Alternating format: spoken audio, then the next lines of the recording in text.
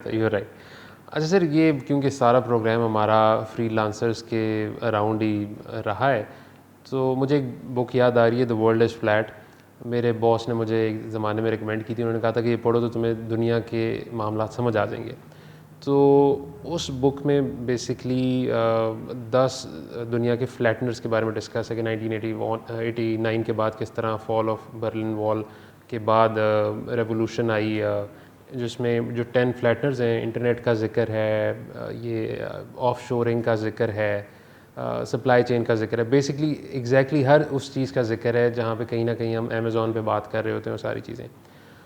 اس بک کو پڑھتے ہوئے مجھے یہ پتہ چلا کہ جو یہ فری لانسنگ والے پارٹ کا ہی ذکر کر رہا ہوں میں، کہ جب امریکہ میں R&D کی طرف ان کا فوکس ہوا، انہوں نے اپنے TDS ٹاسک انڈیا کو فارورڈ کرنے شروع کر دیے، جیسے کہ فائلنگ آف ٹیکس ریٹرنز اور اس طرح کی چیزیں.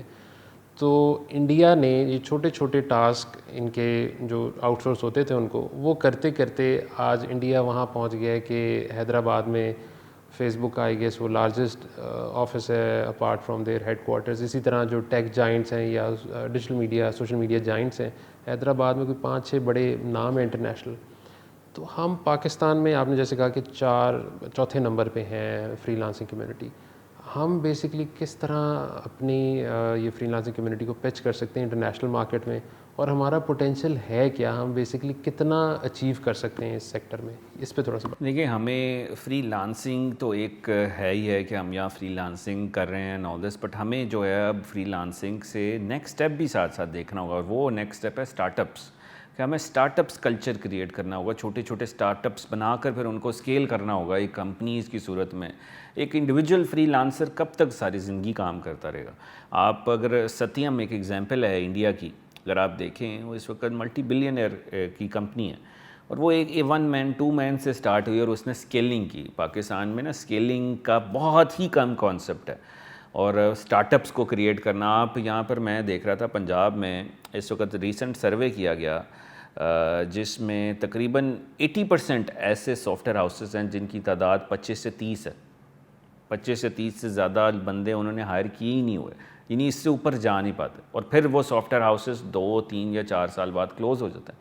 تو یہ فری لانسرز ہی ہوتے ہیں پہلے، اور پھر سیکھ کر یا یہ چیز کرتے ہیں. تو ان کو اسٹارٹ اپس کو اور ان کو جو اسکیلیبلٹی ہے یہ بڑا ضروری ہے. پھر فنڈنگ کیسے لینی ہے، وی سیز کے ساتھ کیسے بات کرنی ہے، آپ کو یہاں پہ انویسٹر کے سامنے بٹھایا جائے کیسے فنڈز ریز کر رہے ہیں اپنی کمپنی کے لیے. یہ ایک بہت بڑی چیز ہے جس کے لیے ہم کام کر رہے ہیں.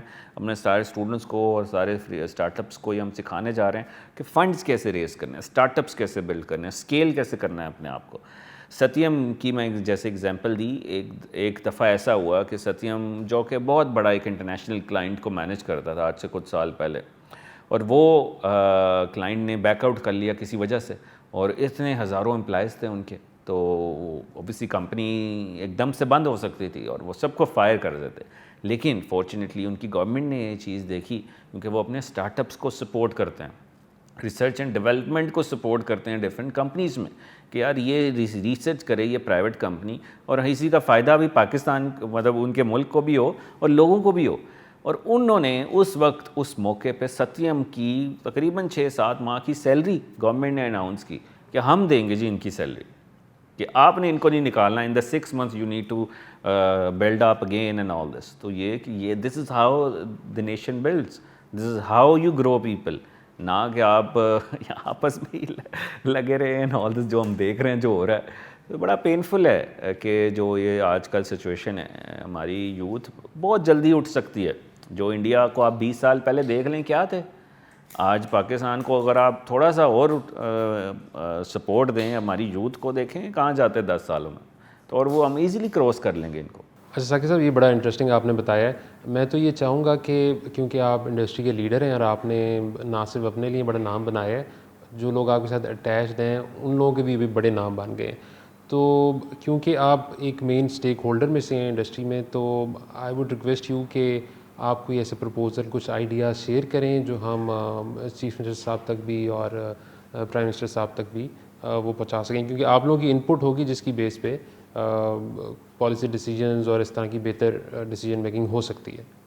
جی بالکل. آئی تھنک یہ ہمیشہ جب بھی کوئی بھی معاشرہ ترقی سے کرتا ہے تو وہ پبلک اور پرائیویٹ سیکٹرز جو ہیں وہ مل کر کام کرتے ہیں, اور اسی طرح سے ہی مل کر گروتھ ہوگی اور ون ون ہوگا سب کے لیے. تو انشاءاللہ we look forward to give our suggestions and hope to get those implemented soan.